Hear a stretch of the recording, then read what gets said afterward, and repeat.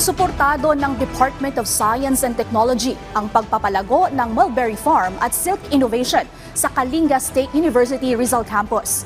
Ang detalye sa balitang pambansa ni Ariel Siknao ng Philippine Information Agency Cordillera Administrative Region.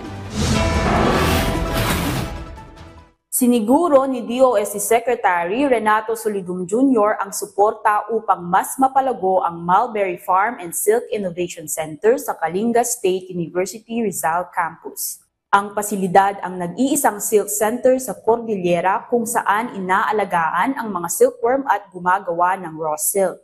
Provide us yung roadmap na if you want to really increase the production of silk in the Philippines, like up to 10%, what do we need? 20%, what do we need? Then para yung requirement, both financial, technical, and other requirement, even lalan. Kasi ang mangyayari niyan, kailangan talaga natin ma-focus na maging business. Itinatag ang pasilidad bilang bahagi ng hakbang ng pamahalaan upang mapalago muli ang silk industry.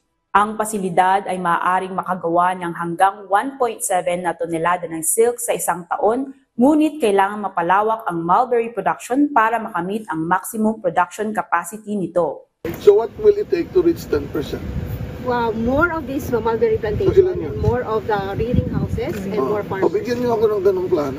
Inilunsad noong 2022, ang Silk Innovation Center ay nakagawa na ng 30.61 kg na raw silk at nakapagproseso ng halos 350 kg ng fresh cocoons mula sa Benguet, Apayao, Kalinga, Isabela, Nueva Vizcaya at Laguna.